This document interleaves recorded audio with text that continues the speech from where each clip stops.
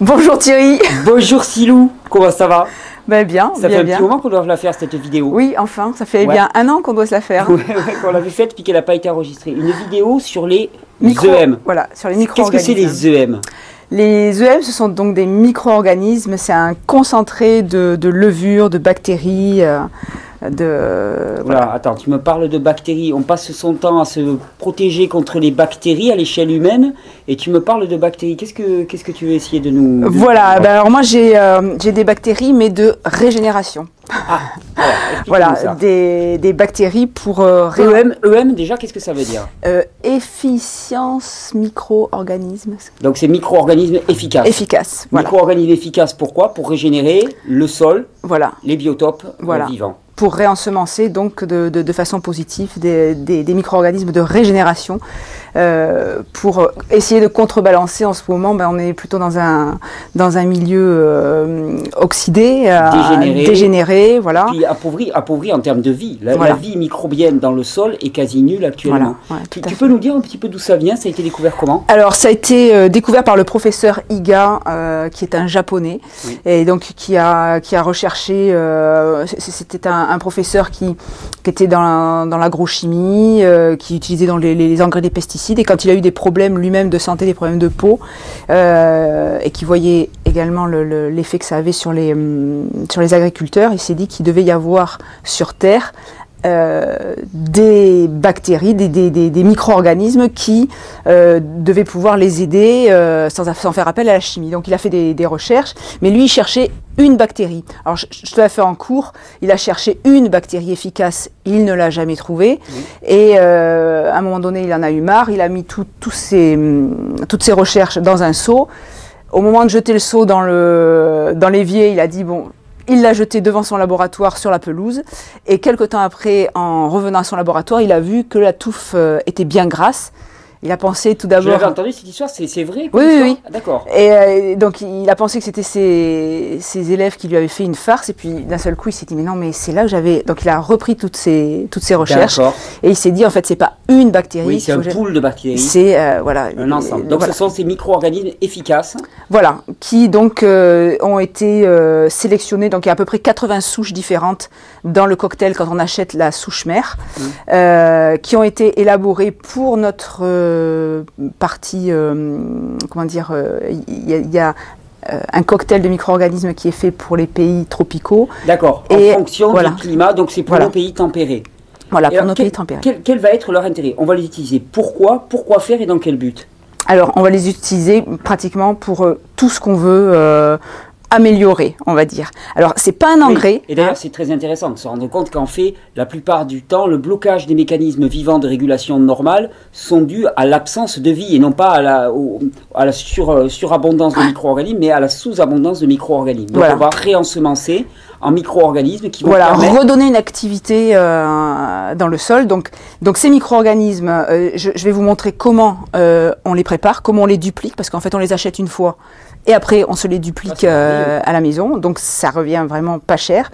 Et après je les utilise pour tout. Je les utilise au jardin, au compost, dans les canalisations, pour mes abeilles, pour les chevaux, pour absolument pour tout. Pour les humains? Pareil, pour les humains aussi. Tu vas nous en parler. Voilà.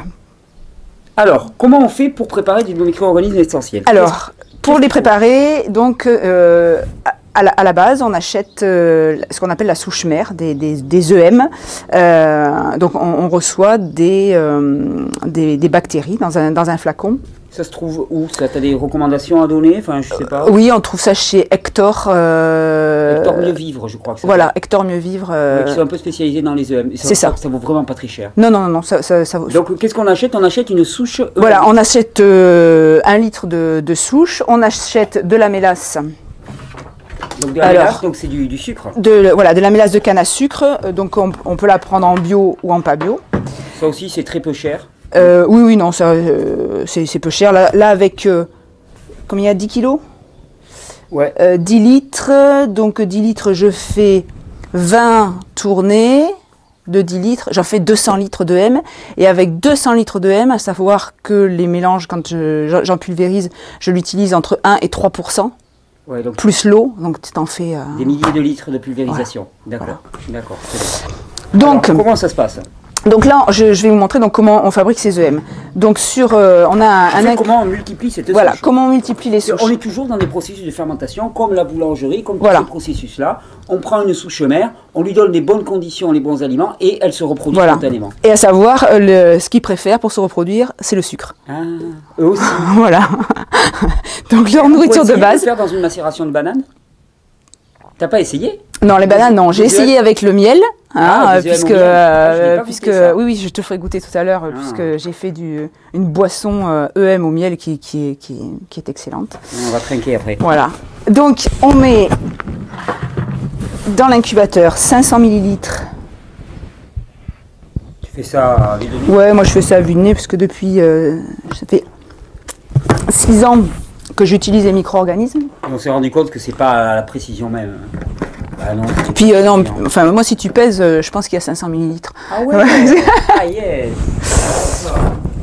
Voilà. L'incubateur, qu'est-ce que c'est que cet incubateur? Quel est le principe d'incubateur? L'incubateur va nous permettre donc de maintenir une température constante à 38 degrés, qui est la température idéale. Voilà, c'est ni plus ni moins une sonde d'aquarium, voilà, avec un thermostat. Et donc voilà, donc Benoît m'a amené de l'eau, tu vas me passer l'eau. Hop, voilà la donc, hop. Donc on va remplir un petit peu, voilà, un stop. Voilà, donc normalement, là je remue un peu pour mélanger la mélasse, parce que la mélasse est un petit peu épaisse. Un petit peu épaisse, donc pour la diluer. Voilà, tu vas remplir, voilà. Ça, j'ai jamais encore fait l'arrosoir vidéo. Hein. Ça, c'est une première, hein. Je te remercie. Après les juiceurs, après les déshydrateurs, après les cocos pourris, maintenant voilà l'arrosoir. Nouvelle version. Donc là, on a pris de l'eau du robinet. Normalement, c'est vrai que j'utilise de l'eau filtrée. Ah, il n'en a pas amené assez. Je remplis complètement? Ben oui. Voilà, stop pour là. Donc là, j'ai mis donc 500 millilitres de mélasse. J'ai mis à peu près 9 litres d'eau. Et je vais mettre donc ta souche. Les souches. Et là, j'en mets un demi-litre. Donc c'est toujours, pour 10 litres, c'est un demi-litre de mélasse et un demi-litre de... D'accord. Voilà, on va faire le complément. Enfin bon, je fais le complément parce qu'on va pas aller rechercher de l'eau. C'est pas grave. Voilà, je fais le complément. On est dans le processus vivant, donc ça tolère un peu l'approximation. Oui, de toute façon, elle se régule. Il n'y a pas de... Voilà, j'en ai mis un peu beaucoup. Là, je ferme... Donc avec ton plongeur qui va être plongeur chauffant. Voilà, l'incubateur. Moi, je lui ai fabriqué un petit manteau pour créer... Alors, c'est la dynamique des fluides. Ça te dit quelque chose, ça? Pour créer un effet de thermos. Voilà. Alors, ça va économiser effectivement un petit peu d'énergie, puisqu'on c'est magnifique, on le protège. Mais surtout... T'es couturière à tes heures. Ouais. Multicarte, hein. Voilà. Surtout, ça maintient bien la chaleur ici et moins ici. Et donc, comme il va faire un peu plus frais là, ça va barboter tout seul. Exactement. Il va y avoir une circulation. Il va y avoir une circulation, donc voilà, ça se fait super bien comme ça. Et là, donc je vais le mettre dans un certain endroit à la maison, parce que je me suis rendu compte qu'en fonction des énergies qui passent dans le sol, des sources, parce qu'on a de l'eau qui passe au-dessus. Ça marche plus ou moins bien. Donc moi, l'endroit où je le mets, en 48 heures, 3 jours maximum, le pH est descendu à 3,5. Donc c'est comme ça qu'on sait que c'est bon. C'est comme ça qu'on sait que c'est bon. Comment tu mesures ce pH avec Alors, on pourrait le faire avec des bandelettes pH? Voilà, on le fait avec des bandelettes pH ou avec un pH mètre électronique. Bandelette pH, ça s'achète en pharmacie et il faut demander pH 4. D'accord. Voilà, il y a 2 sortes de bandelettes. Voilà, donc quand c'est prêt, je débranche, donc je laisse refroidir. Le pH, et quand le pH est à 3,5, c'est bon. En général, si on n'a pas la machine ou si on n'a pas les bandelettes, tant que ça continue à faire des bulles, c'est que c'est toujours en activité, donc elles sont toujours en train de consommer leur sucre, c'est pas stabilisé. Si on met en bouteille, tant que c'est pas stabilisé, ça va faire gonfler les bouteilles, puisqu'elles continuent à fermenter dans les bouteilles, et donc pour la conservation, c'est pas génial. Donc quand le pH est à 3,5, donc j'arrête, je laisse refroidir, je mets en bouteille. Dans les bouteilles en plastique, je m'arrête à peu près ici, je chasse l'air, et je ferme ma bouteille. Je chasse l'air. Pourquoi? Parce qu'il y a dedans un cocktail de souches anaérobie et aérobie, voilà, qui vivent en symbiose. Voilà. Et donc, si on laisse de l'air, hop, il y en a qui vont se mettre en activité. Donc, on ferme tout et il n'y a pas de... Et là, tu peux le conserver un certain temps? Moi, j'ai conservé ça jusqu'à 1 an. Et ça n'a pas bougé. Ok, voilà. D'accord. Alors, donc, ça, pour ça, c'est réglé. Comment on fait les EM? Après... Alors, une fois que tu as ce mélange... Une fois qu'on a ce mélange, qu'est-ce qu'on peut en faire? On va peut-être aller au jardin tout à l'heure pour que tu nous expliques. Après, on ira au jardin. Là, je vais montrer 2 choses qu'on peut faire avec. Donc, on va utiliser les restes du juicer. Oh, alléluia. Voilà. Tu vas nous faire utiliser les restes de l'extracteur de jus. Tout à fait. Là, on est dans la permaculture, là. Ouais, on est en plein dans la permaculture. À fond. Donc, j'ai ici du son. Du son. Donc la balle de blé. Voilà, la balle du blé, voilà. Tu as trouvé ça où? J'ai trouvé ça chez le vendeur de graines pour les poules. D'accord, j'en mets un petit peu. Voilà. Donc on a pris donc la balle du blé, c'est l'enveloppe du blé. Hein. Voilà, j'ai récupéré donc les détritus du juicer. Je vais mélanger. Alors quel est le but de mettre ce son de blé? C'est pour sécher un peu la matière? Oui, voilà, pour faire. Est-ce qu'on pourrait utiliser de la sciure de bois? Ben non, parce que tu vas pas le donner à manger après à tes poules. Forcément. Ça, c'est pour faire du manger pour les animaux. Ah, ça va être du manger fermenté pour les animaux. Voilà. Moi, je sais que les poules en raffolées, ça va les vermifuger, ça va les renforcer. Est-ce qu'on est obligé de rajouter ce son de blé? Non, tu n'es pas obligé, mais après, ça risque de faire un peu trop liquide. Tu vois. Il faudrait voir les matières un petit peu qu'on a dedans. Ouais, voilà. Ou alors le mettre légèrement séché avant. Oui, peut-être, mais bon, c'est un peu long peut-être à faire. Hein. Et après, tu imprègnes avec ta solution. Donc là, je mets un peu de M. En pur? Oui. D'accord. Je mets en pur, je mélange tout ça. Ah, ça y est, c'est la session Maïté, ça y est. Voilà. Je te le mélange. Voilà, je mélange. Une sorte de bouillie. Voilà, il faut pas que ce soit trop. Là, tu vois, il y a trop d'eau. Alors, comme il y a trop d'eau, je rajoute du. Il faut pas que que le jus coule. En fait, la consistance qui va bien, c'est quand on serre et qu'on lâche, ça doit faire comme une éponge, ça doit revenir. Okay. Voilà. Donc là, on avait utilisé ce matin des fruits qui étaient très juteux. Pour un jus délicieux d'ailleurs. Ouais. Ananas, coriandre, fenouil, menthe, épinards. Ouais. Ça, on est bien accueillis. Hein. On est bien accueillis à la maison. Voilà. Donc, t'as une bonne texture. Bon, voilà, une bonne texture. Et après, je mets ça dans des pots hermétiques. Oui. Toujours le même principe, on tasse un maximum pour pas qu'il y ait d'air et on laisse fermenter 3 semaines. Et au bout de 3 semaines... Ouh, ça sent bon. Ah ouais, c'est un régal. On en mangerait. T'as déjà mangé ou pas? Ouais, on a goûté une fois. Après en bouche, c'est pas agréable. Le son. Voilà, c'est pas agréable, mais au niveau. Ah oui, moi qui adore les trucs fermentés. Ah ouais, ça sent. Et là, les animaux en raffolent tous. Alors après ça, qu'est-ce que j'en fais? Soit effectivement, je donne à manger aux poules. Ce que j'aime bien faire aussi, c'est en distribuer sur mon gazon. D'accord. Donc ça me permet de ne pas avoir de mousse dans mon gazon. Les petits vers qu'il y a sous la terre sentent, hop, ils viennent, ils aèrent et hop, tu chopes le verre. Et voilà, et on fait des brochettes. Non, on les fait sécher. Oui, on mange cru ici. Ouais. C'est vivre cru, c'est pas vivre brochette. Alors le soir, par exemple, je vais distribuer ça et le lendemain matin, je vois plein de petits, tu sais, les petits zizi là sur la pelouse. Alors, donc ce qu'elle appelle les petits zizi, c'est les déjections des vers de terre. Voilà, c'est pas d'ambiguïté. Et d'accord, donc ils remontent à la surface pour manger ça. Et donc, en même temps, ils t'aèrent la terre. Donc voilà, ça c'est à peu près moi, je les utilise comme ça. Je m'en sers aussi quelquefois sur le compost aussi, pour réensemencer mon compost, si parfois tu as trop de moucherons, ou voilà, pour relancer l'activité de ton compost, j'en mets dedans. Voilà, donc ça c'est ce qu'on peut faire en dur. Après tout ça, on va aller voir, donc on va aller dans le jardin et puis je vais vous montrer. On ne va pas revenir ici? Non. Non. Allez. Tu vas nous montrer les utilisations. Et ça, voilà. c'est quoi ça? Et ça c'est la même chose, parce qu'en fait j'en ai fait un pot là, c'était pour que tu te l'amènes, te le ramènes chez toi et pour notre petit goûter. Et t'as des poules ou t'as des animaux auxquels donner ça? Alors les chevaux en raffolent. D'accord, on ira les donner. Oh là là, sans ça. Ah oui, celui-là ils sont très bons. Ah oui, ça sent une odeur un peu vinaigrée, assez agréable. Vinaigre de cidre, un petit peu doux. Et donc là, on met de l'EM pur. Ouais. D'accord, ouais. ok. De l'EM pur. Pour faire la différence. On passe au jardin. Voilà. Non, je mets de l'EM pur. Pardon, excuse-moi. C'est l'EM, c'était ça, hein? Non, mais l'EM pur. Oui, je l'ai pas, voilà. Tu l'as pas dilué. Je l'ai pas dilué à l'eau, quoi, c'est tout. Ok. Première utilisation. Après, tiens, mais tu vas m'attraper le pulvérisateur, comme ça je vais montrer.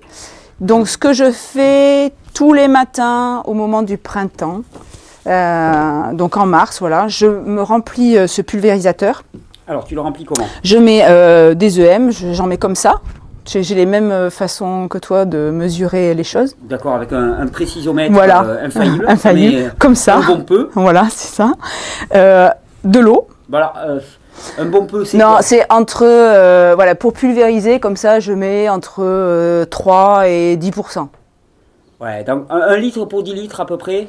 Un peu, oh non, moins. Ah Ben, non, beaucoup 10%, moins. 10%, c'est 1 litre pour litre. Entre 1 et 3%.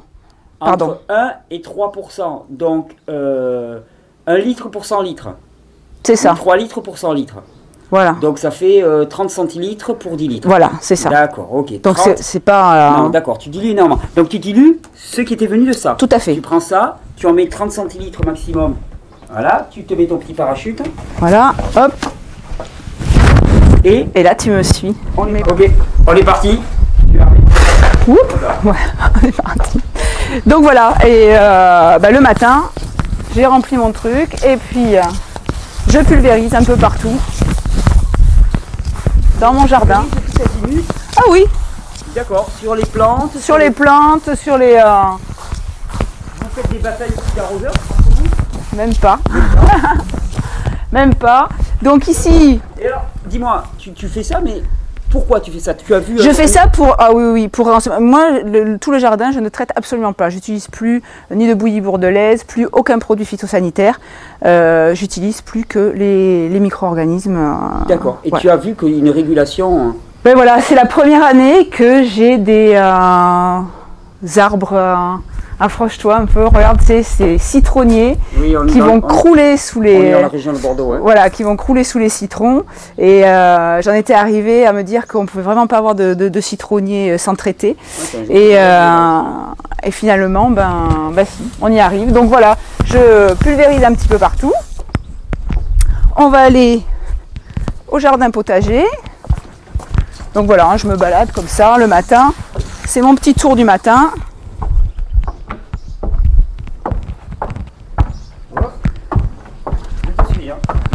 Voilà. Là, j'en profite pour deux petits mots sur le vermicompost. Oui. Donc là, je mets ici tous les déchets de cuisine. J'ai ici des granulométries différentes pour filtrer, un peu de terre, mes vers de terre. Et donc, il me transforme tout. Et là, il me fabrique du jus, de l'engrais. Donc directement assimilable par les plantes, donc que je le dilue, ça je le dilue à peu près à 10%. D'accord. Et là comment tu le récupères ton compost là depuis ce baril là? C'est très très long pour quelqu'un qui une maison individuelle. Là c'est parce que on consomme énormément de fruits avec les jus et tout ça, donc on la remplit et les court, mais autrement je le vide après à la main. Tiens, viens voir un peu dedans, regarde ça. Ouh, il y a de la vie là. Ouh, il y a de la vie. Voilà, alors eux, bon, hein. Ils travaillent à une vitesse... Mais là, il est plein. Là, tu le laisses travailler tranquillement. Là, il est plein. Quand on reviendra de stage, là, je vais en vider, puis je vais les distribuer dans le jardin, et puis on recommence. D'accord, ok. Allez, voilà. Je suis au jardin. Voilà, donc... voilà, dans le jardin, je passe. Et tout le monde... Voilà. Tous les matins? Oui, tout ça tous les matins au mois de mars. Mon petit tour dans le jardin, je le fais avec les EM. Dans la serre aussi. Voilà. Un peu pour tout le monde. Et également aux abeilles. Ah. Et alors aux abeilles, j'ai remarqué un truc. Alors on teste encore cette année, ça va être la 3e année. Depuis que j'utilise les EM de façon très régulière au rucher. J'ai pratiquement pas de frelons asiatiques. Ah, impressionnant, parce que le frelon asiatique, c'est un petit peu la calamité actuellement. C'est ça, ici c'est vraiment le...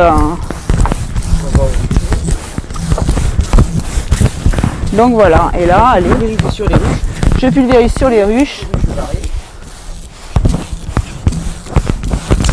Voilà. Tu pulvérises autour des ruches. Alors, je vais vous raconter moi ce que j'ai observé. En fait, le matin, je viens mettre des EM dans le rucher vers 9 h. Je pense que les frelons asiatiques fonctionnent comme les abeilles, c'est-à-dire que le matin, ils envoient des éclaireurs qui vont chercher des coins de nourriture pour la journée.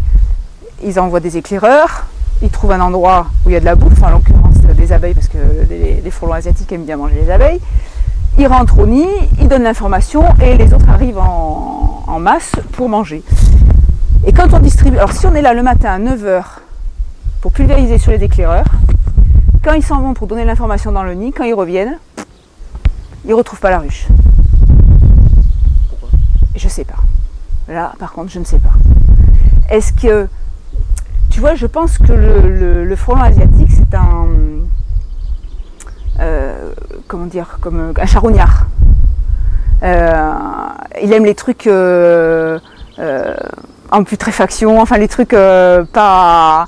Je sais pas, je pense que les micro-organismes doivent être tellement régénérants, tellement restructurants, que c'est une énergie qui ne doit pas leur convenir. Je ne sais pas, qu'est-ce que ça donne comme information qui fait que j'ai pas de frelons asiatiques. D'accord, depuis que tu as fait ça, maintenant Voilà. tu vois plus de... Alors que tu en avais? Ah mais ici c'était, il y avait 6 pièges sur le terrain qu'on vidait 3 fois par semaine et il y avait en moyenne entre 60 et 70 frelons asiatiques dans chaque piège. Et depuis que tu fais ça, il n'y a plus rien. Voilà. Et quand je m'en vais en vacances et que donc il n'y a personne pour pulvériser, à nouveau ils arrivent. D'accord, intéressant. Voilà. Très intéressant. Donc ouais, moi j'ai trouvé que... Bon, alors ça n'a pas que cet intérêt, ça renforce également le biotope intestinal des abeilles, donc je ne traite pas non plus mon rucher, je ne traite pas contre le varroa, je ne traite contre rien. Et donc elles ont droit aux EM toute l'année, ça a l'air de leur convenir. Même quand je les visite, je pchite des EM aussi dans la ruche. Et, D'accord. voilà. Alors après ici, pareil pour mon compost, les toilettes sèches. Donc on composte dans des cylindres comme ça. Et bien pareil, voilà, tu vois, je l'ai là. J'ai mon petit pulvérisateur et à chaque fois que je vide mes toilettes sèches, hop, je mets un petit peu de M. Voilà. Quand ces cylindres sont pleins, je les ouvre, je les passe à côté. Hop, voilà. Je les passe à côté, je fais des piles, j'arrose bien de micro-organismes, je mets la bâche et je mets des planches dessus pour être en anaérobie. Et 3 semaines après, j'ai du mulch voilà, pour distribuer dans mon jardin. Et 1 an après, quand je ne l'utilise pas tout de suite, ben voilà ce que ça devient. Voilà, donc nos toilettes sèches, on les a avec des copeaux de la sûre. Et tu rajoutes de la paille aussi, j'ai l'impression. Ouais, je rajoute de la paille, oui. Tu le rajoutes à quel moment? Je rajoute là, à chaque fois que je verse mes toilettes sèches, oui, je mets un petit peu de paille que j'ai laissé. Alors ça aussi, je te montre. Voilà, la paille, elle est ici. Je la stocke comme ça. Je la stocke comme ça sur la tranche. Donc là, on vient juste d'aller en chercher. Je venais de finir le stock de l'an dernier. Je la stocke sur la tranche pour que la pluie rentre dedans. Ça me fait germer toutes les graines qui restent dans la paille. Comme ça, quand tu la distribues au jardin, tu n'as pas de paille qui pousse partout, de blé qui pousse partout. Et ça aussi, je le pulvérise comme ça, j'ensemence. Et donc après, tu as ce que tu as vu là-bas.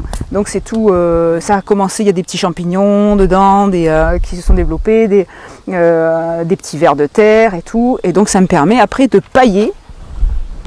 Donc là, on est ici, voilà. De pailler grassement. Voilà, et dessous, dessous, il y a la vie. Voilà. Magnifique cette terre. Voilà magnifique. Ce que ça donne. Magnifique. Voilà, et ça fait une terre où tu rentres en...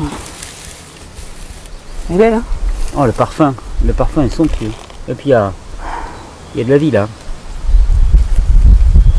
Alors voilà, donc quand vous avez un paillage comme ça, quand il faut planter, il y a juste à écarter. Hop, et puis à planter. Et attends. Voilà. Derrière là. Hop là, vas-y, bon. Voilà, tiens, je me suis mis la main, ça colle. Ensuite, on utilise aussi les micro-organismes pour conserver quand je vais ramasser mes courgettes, mes concombres, même mes fruits, enfin tout ce que je veux stocker. Hop, un peu de micro-organismes. Et après, tu les mets à la cave? Tu les mets à la cave et ça se conserve nickel. Donc on a testé ça dernièrement avec Joanne sur le dernier stage détox.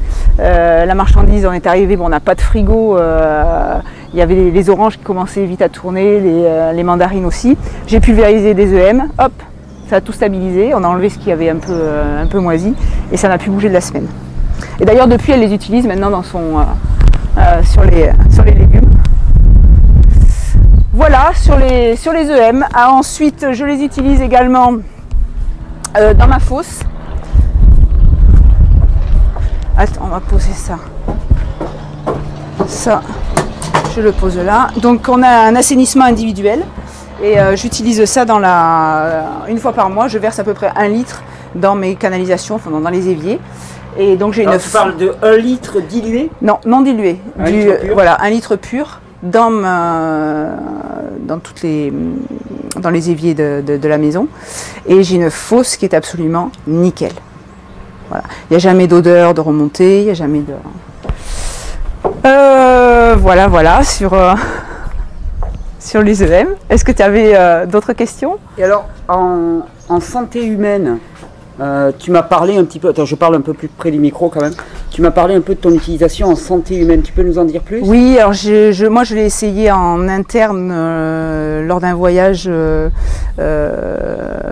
au Vietnam où on est parti faire un tour en mobilette là-bas et puis vivre comme eux, manger par terre et tout ça, et j'avais peur d'avoir des problèmes intestinaux parce que j'avais l'intestin un peu fragile, et donc j'ai fait une cure 15 jours avant de partir et j'ai eu aucun problème intestinaux là-bas. Donc ça réensemence la flore intestinale. On pourrait l'utiliser avec des vues probiotiques? Ouais, je pense. Alors c'est pas ce ils en font pas la promotion. Voilà, c'est de l'expérimentation. Voilà, c'est de l'expérimentation personnelle où on se rend compte. Bon, maintenant j'ai pas mal de gens qui disent qu'ils les essayent, puis on voit bien les résultats aussi sur les animaux. C'est vraiment des résultats. C'est-à-dire sur les animaux, comment tu les vois? Sur les chevaux, beaucoup de gens qui ont des chevaux utilisent les micro-organismes. Alors sous quelle forme? Ils pulvérisent la paille, ils font du bokashi. Bokashi, c'est ce que tu nous as montré avec le son. Voilà, c'est ce que je vous ai montré avec le son. Ils l'utilisent comment? Tu peux brosser le cheval, tu peux pulvériser son pelage. Sur les chiens aussi, qui ont des problèmes dermatose, enfin des problèmes de peau, tu leur pulvérises ça, ils se lèchent. Et ça réensemence également. Petite question, est-ce que tu aurais utilisé ça sur de l'urticaire, par exemple des problèmes de peau humain? Est-ce qu'on pourrait imaginer? Moi j'ai utilisé, oui, je l'ai déjà utilisé pour moi, lors d'eczéma aussi, de crise d'eczéma. Donc sous la douche, hop, je m'en mets, ça calme. Quand tu mangeais encore des pizzas? Non, quand j'étais en pleine détox. J'ai utilisé aussi très efficace les piqûres d'abeilles. Alors maintenant j'en ai tout le temps sous la main. Si je me fais piquer, je m'en mets tout de suite. Et donc en pur? Ouais, je me le mets en pur, je m'en mets plusieurs fois. Si je me fais piquer sur les mains, je me mets les mains dedans, et je trouve efficace aussi. Voilà. Ben, merci beaucoup. Est-ce que tu as encore quelque chose à nous montrer par rapport Non, je crois que ça y est, voilà, on a... Et ça fait combien de temps que tu expérimentes les micro-organismes? Ça doit faire 6 ans que je les utilise en permanence. Et est-ce que tu as vu des sphères dans lesquelles ils ne s'appliquaient pas du tout? Non, à chaque fois que j'essaye un truc, ça marche, quoi. La dernière fois, ce que j'ai essayé, donc, c'est de faire une préparation avec le miel. Et puis ça, à la place de la mélasse. Voilà, et au résultat, ça a été une boisson excellente. D'accord, on va aller le goûter? Ouais, ok. Super. Allez. Je te remercie beaucoup, Silou.